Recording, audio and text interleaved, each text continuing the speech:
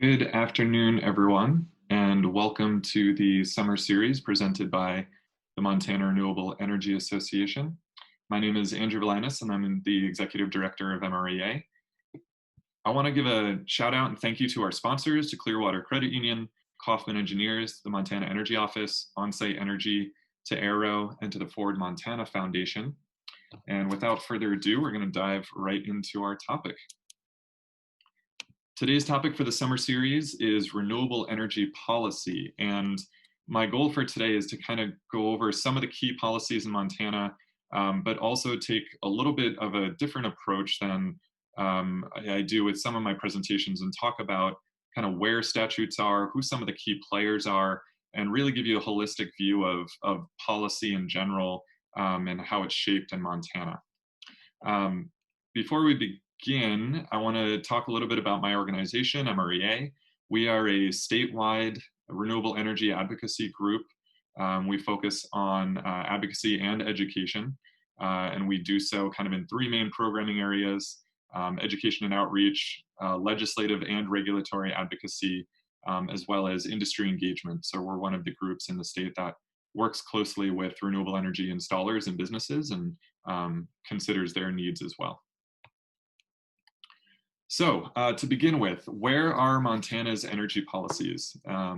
This is a brief introduction, very brief, into Montana Code Annotated, lovingly known as MCA. So this is where policies, the actual text lives. And if you go to the legislature website, which is ledge.mt.gov, you can find all of this information. There are links at the bottom of the page. MCA is organized into titles. And the one that we work with the most in the energy world is Title 69, which covers public utilities. Titles are then organized into chapters. The one we focus on most with our energy work is Electric Utility Industry Generation Reintegration, which is Chapter 8. The word reintegration there references Montana's experiment with deregulation and then subsequent reintegration of that market, and we're definitely not going to get into that today. That could be its own entire series of lectures, but it's just important to know about because it certainly was a key inflection point, a key turning point in Montana's energy policy history. Chapters are organized into parts. As you can see, an important one for MREA in our audience, of course, is net metering, part number 6. And then parts are organized into sections, and sections, are organized into paragraphs, and that's where the actual text lives. And really the reason this is important is because later when we talk about kind of advocacy and lobbying, it's really important to consider which sections of code we're working on when we're looking at these different issues and how it may or may not affect different entities like investor-owned utilities versus co-ops and things like that. But I'm not going to get any further into the weeds about MCA. I would say your typical citizen advocate probably doesn't need to know any more than what we just went over.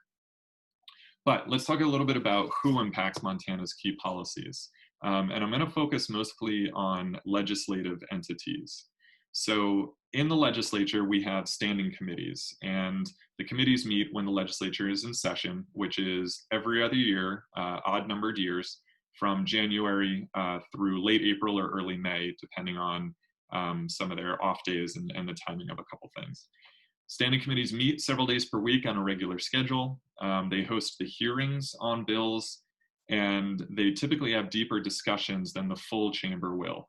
And that's really one of their key roles, is hosting the hearings. The full chamber, the Senate and the House, they'll have floor debates and they'll have discussions, which are of course important, but there's no opportunity for public comment during those discussions. The committee's role is to vet the ideas and hear from the public, hear from different constituencies, different lobbyists, of course, hear those positions on the bills in that public setting. And those hearings are really important in terms of kind of the life of a bill and whether or not it gets legs. So committees have a really pivotal role. The committees that we work the most with are the Senate Energy and Telecommunications Committee. And then on the House side, the committee is called the Energy, Telecommunications, and Federal Relations Committee. But they're both typically referred to as Senate Energy and House Energy. and of course the taxation committees as well, both in the Senate and the House.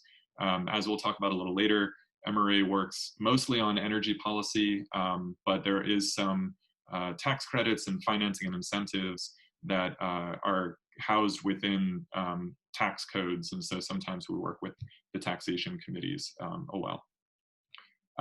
Committee assignments typically happen after the election, so we won't know who is on the standing committees until much closer to when it actually starts.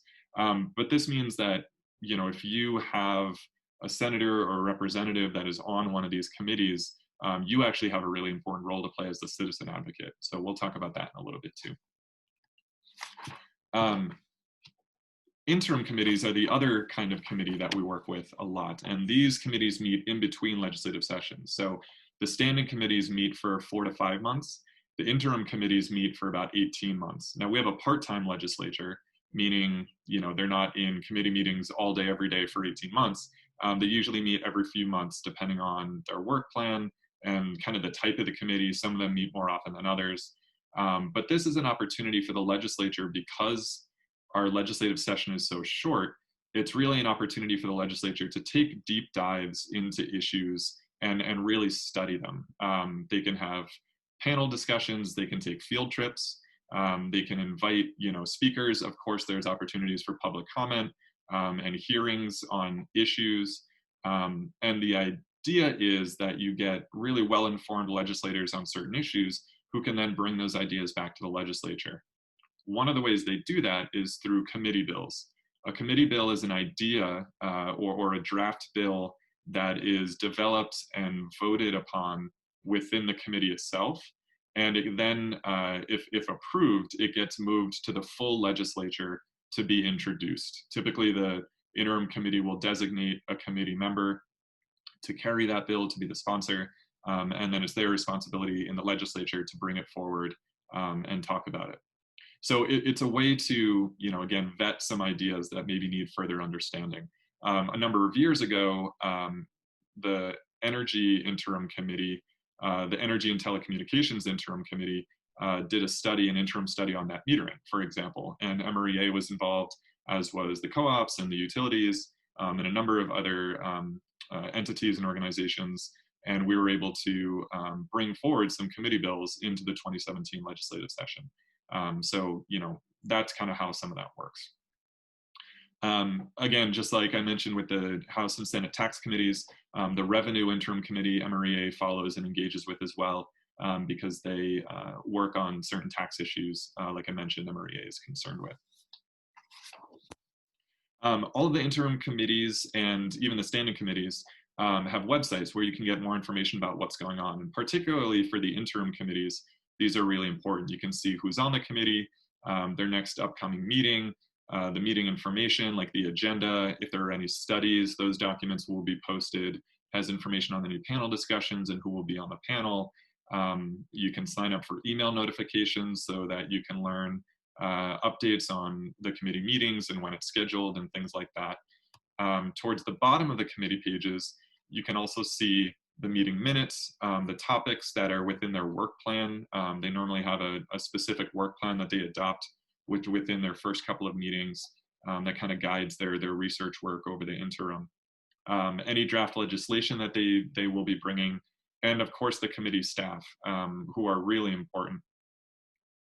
And you know, one thing I'll mention is just a shout out to the legislative staff. They do really incredible work, and I think it's really important just to give them a shout out to have people understand how hard they work and how important their work is. So to all of the legislative staff, you are all great, and us lobbyists appreciate you just as much, I think, as the legislators do. So again, why are the committees so important? This is something I talked a little bit about earlier, but it's because everything starts there. So the diagram on screen right now is how a bill gets passed, or the life of a bill as it moves through both chambers. And you know what happens is it starts by being introduced in either the House or the Senate, so in the chamber, and then gets referred to a committee. And so that's really where the whole process starts. It's definitely possible that the bill will never have a hearing or really even see the light of day. It's possible that the bill will never get out of committee and so won't make it to the floor for a greater discussion. And that can be really challenging. So the committee hearing is really important, and the committee's role is really important. So again, if your senator or representative is on a particular committee, specifically energy committee, you have a important opportunity to be involved in this work.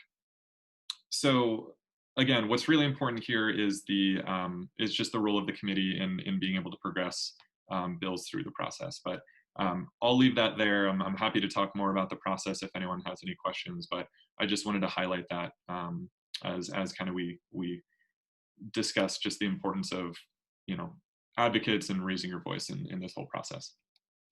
So that is our segue into how Montana's energy policies are shaped. There's policy and there's politics, right? Policy is what we've been talking about. The actual language, the parts, the chapters, the titles, and things like that. Then there's politics, which of course we all know is really just the relationships, the discussions, presenting of information and things like that.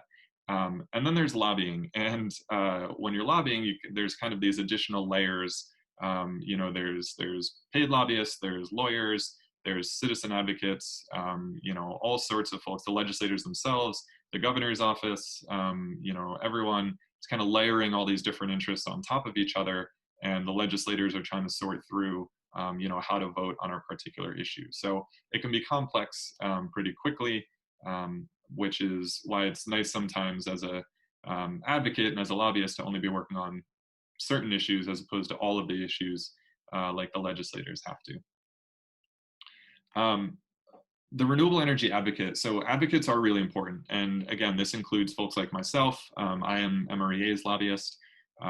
Folks like yourselves, the citizen advocate, all of my colleagues at other advocacy group organizations. And one of the things I like to remind folks about advocacy is if you're not up there raising your voice, representing your concerns or your membership's concerns, whatever it is, then all the legislator hears is potentially the opposing opinion.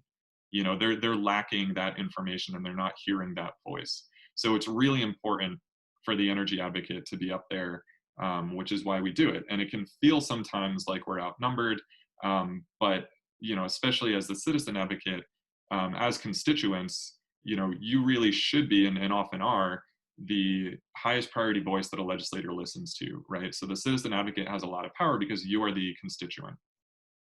Of course, this is a bit of a shameless plug to support your renewable energy advocacy groups, of course, like MREA and our colleague organizations.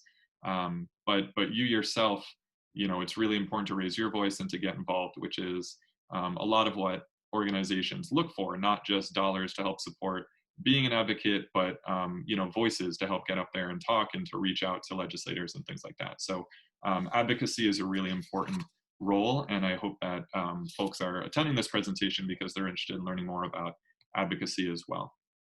But without further ado, let's talk more about Montana's actual energy policies.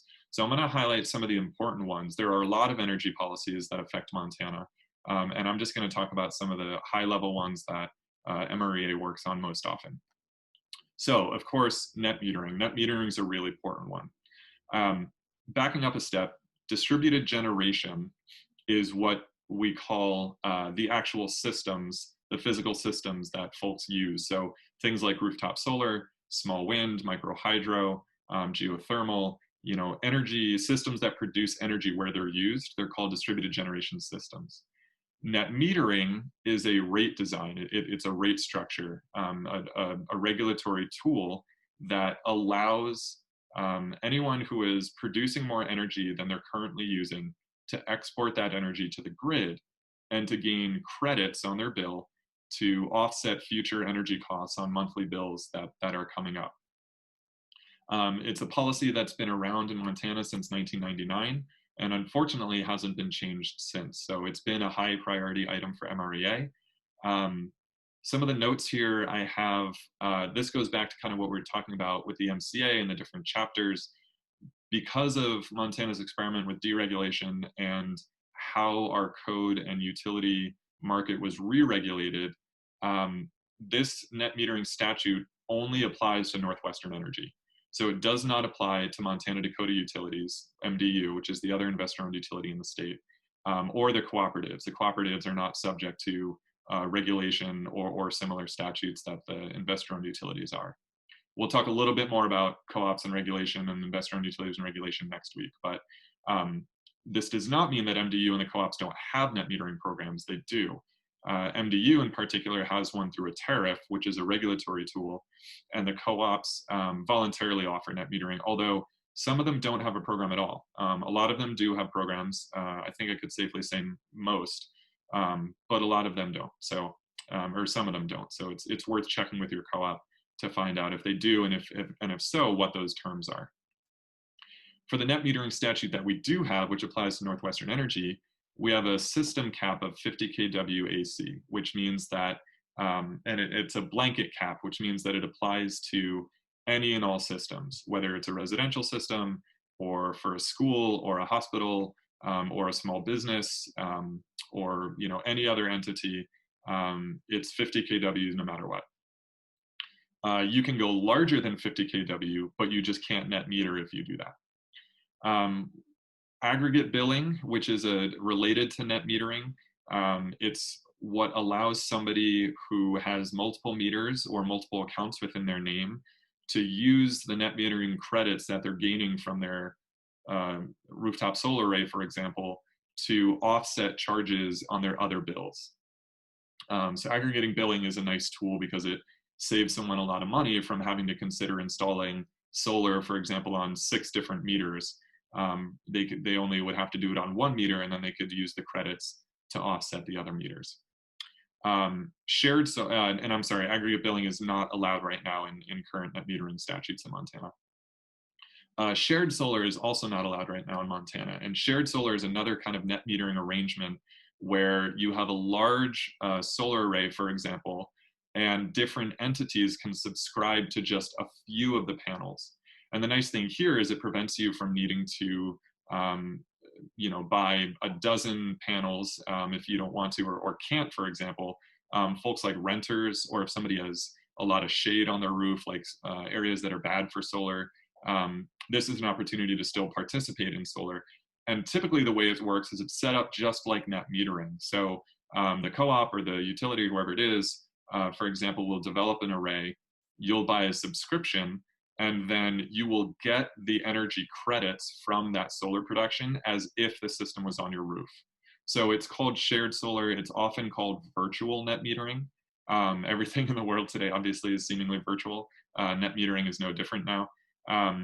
But it's a really great tool that a lot of states have used successfully. In fact, a number of the co-ops in Montana have developed shared solar arrays very successfully.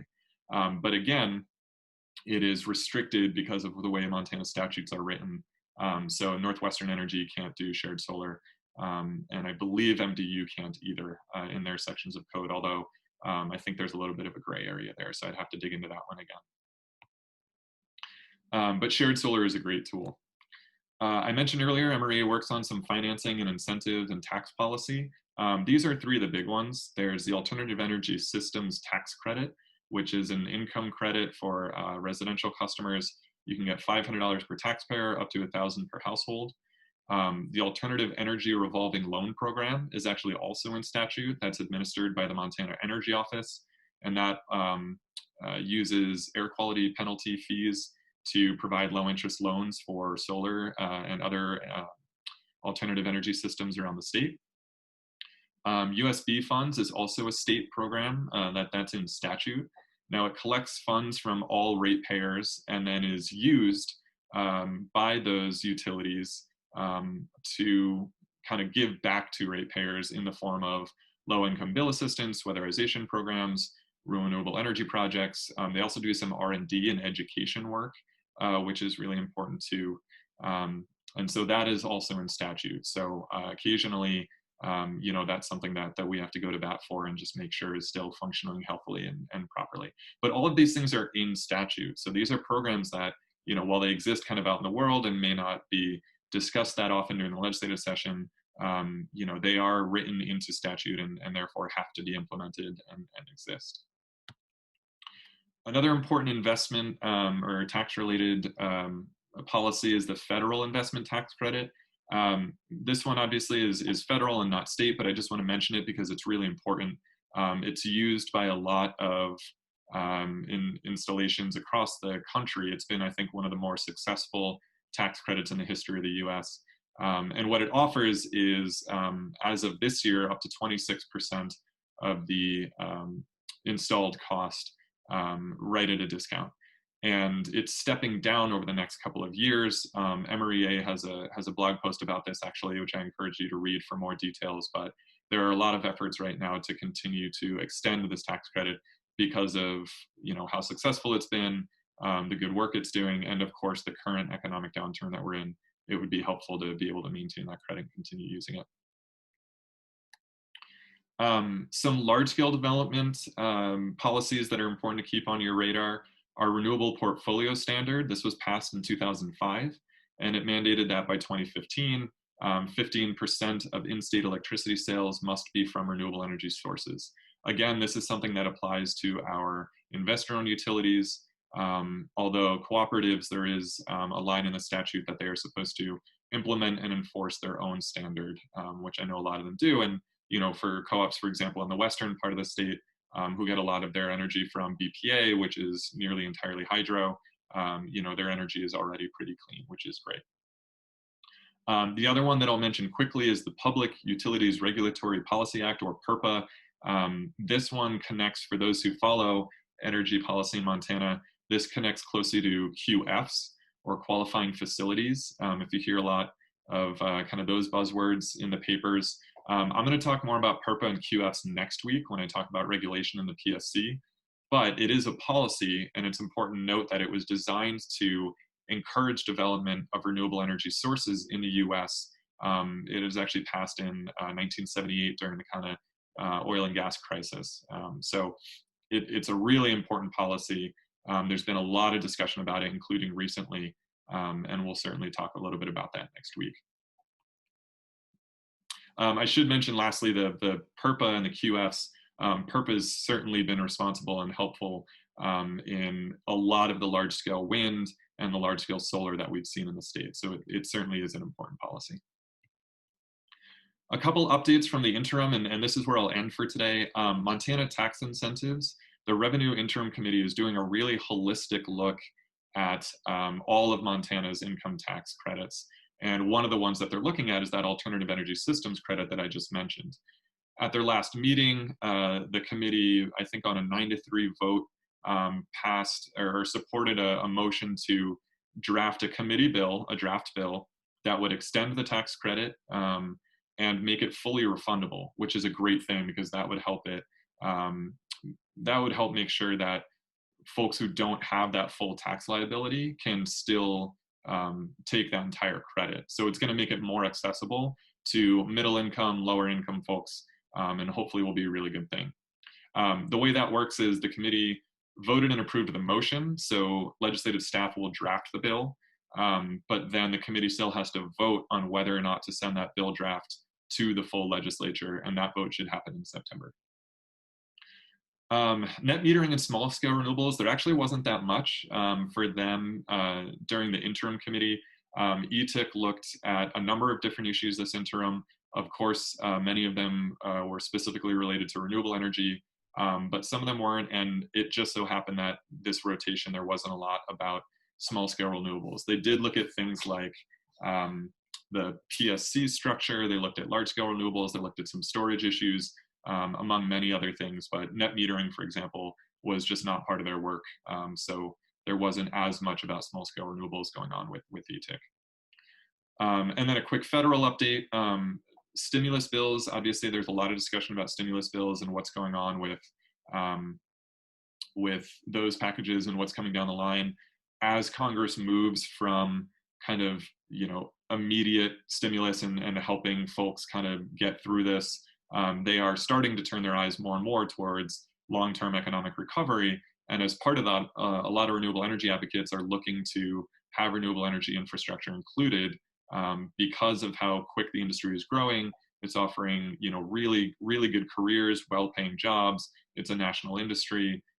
You know, the list kind of goes on. So some of the issues that they're looking at are extending the investment tax credit, which I mentioned earlier. So stopping the phase step down and shifting that back by a number of years, and also considering making it fully refundable, just like the tax incentive in Montana that I mentioned. So more updates on that will come in the coming weeks and months as Congress continues to discuss those issues.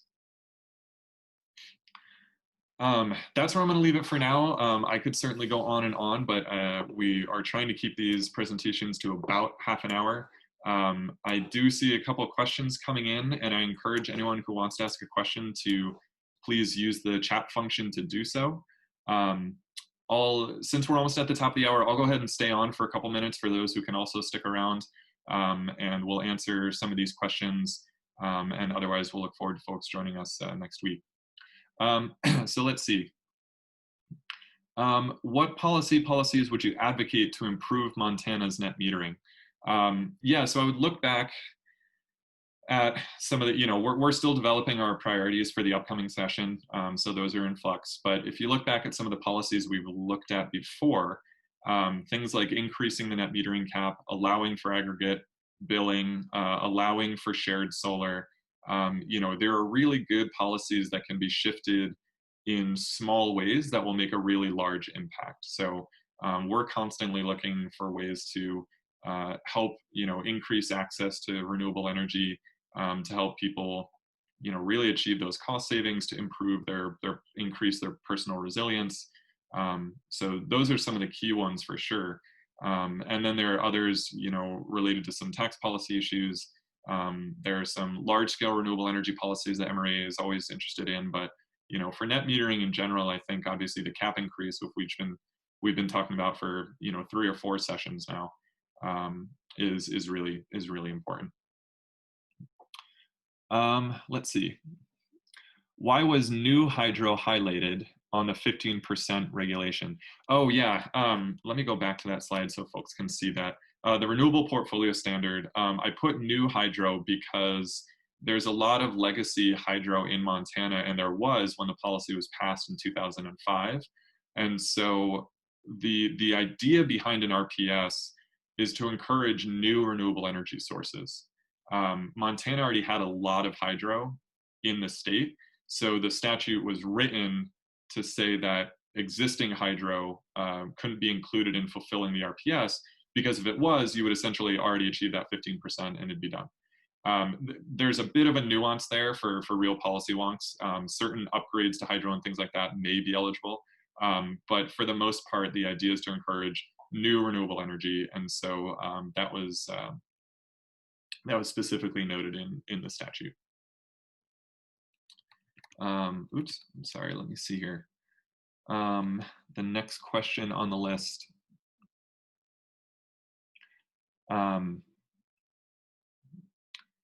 Is COVID providing an opportunity in Montana to fast track renewables given the downturn in fossil fuel demand?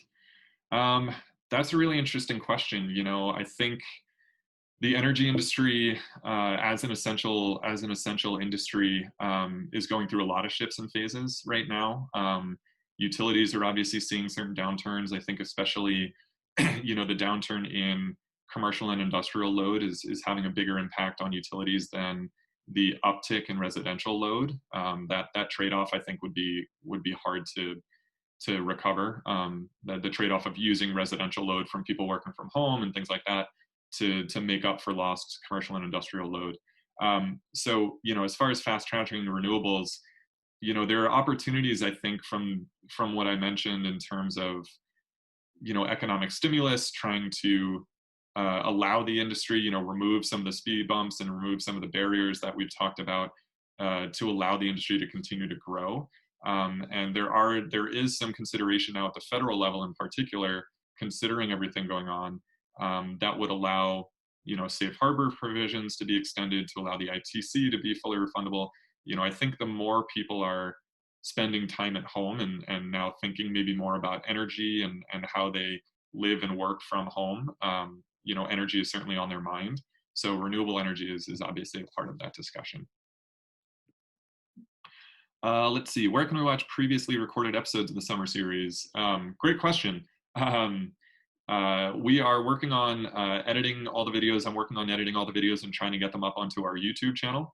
I did upload a couple of videos to YouTube just last week and have not shared them yet, but will in the coming weeks, at least via email. But if you're YouTube savvy, you can look up MREA and find us.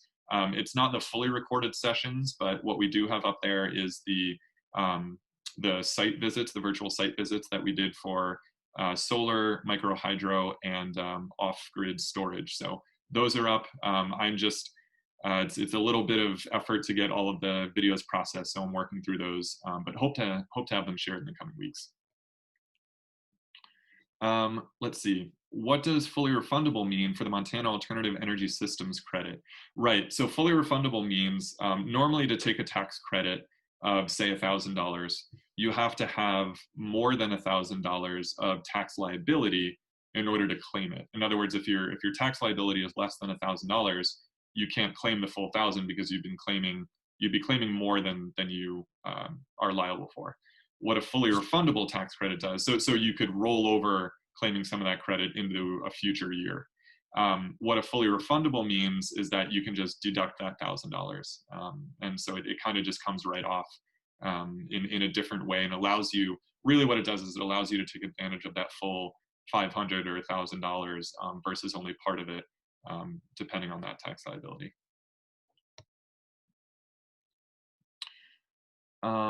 Let's see. There's a question here about taxation policy affecting commercial scale renewables. I'd asked this person who asked this question to email me. I'm not quite sure about the implications of the example you gave. So if you shoot me an email, I'd be happy to talk through that one with you.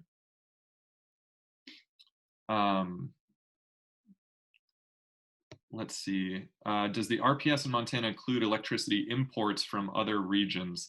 That's a great question. I actually don't know the specific answer. I was just looking at the statute the other day, and it says 15% of sales. And so I imagine it, I guess it could include imports, depending on that financing mechanism. But to be honest, I'm actually not 100% sure. So I'd have to follow up with you on that one. That's a really good question, and a very nuanced question, which doesn't surprise me seeing the person it came from. Let's see, what are the chances we could get the renewable portfolio standard increased? 15% seems so small. Back in 2005, I think, today I think 15% seems small, especially so much of the discussion right now is 100%, right? There are a lot of discussions in a lot of states and utilities seeking 100% clean energy, 100% renewable energy, whichever it is.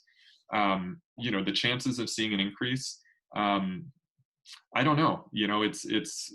It's a challenging program.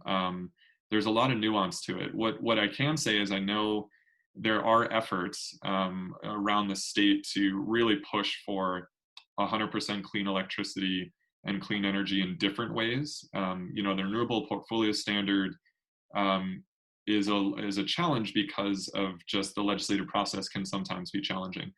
I think a lot of communities in Montana are starting to look at 100% clean energy on the local level, increasing community efforts. And that certainly is a way to kind of bolster those conversations at the state level, showing more and more communities that support 100% clean energy goals or higher clean energy goals.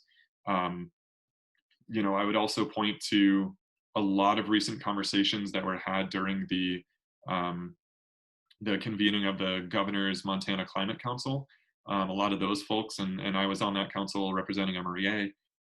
There were a lot of discussions about clean energy standards and what those might look like, and achieving some of those clean energy goals. So, I think that's another potential avenue for effectively increasing the RPS, or looking at ways that increase the amount of renewables in the state. I think more than anything, the demand is there. Montanans, especially at the distributed level, at the small scale, renewable energy has bipartisan support across the state. It really is a statewide industry. There's statewide support for it. So it's just a matter of kind of getting some of these policies to be shifted, like I said, in really small ways that can make really big impacts. And I think that's what we're going to have to continue to try to do, which is, of course, why during presentations like these, I always try to mention and highlight the role of the citizen advocate, because it is really important and really makes a really big difference. I don't see any other questions coming in. Yes, question, yeah, great question about how to follow up. So if you have a question I didn't get to, or I think I got to all of them, or if you have a question that comes up, you can always email info@montanarenewables.org, or just go to our website, and all of our contact information is on there as well. Thank you all again so much for joining us. I would, of course, like to thank our sponsors. Thank you, everyone, for tuning in. And highlight that next week, the kind of yin to the yang here is regulation, which is the other side of the coin when we're talking about energy.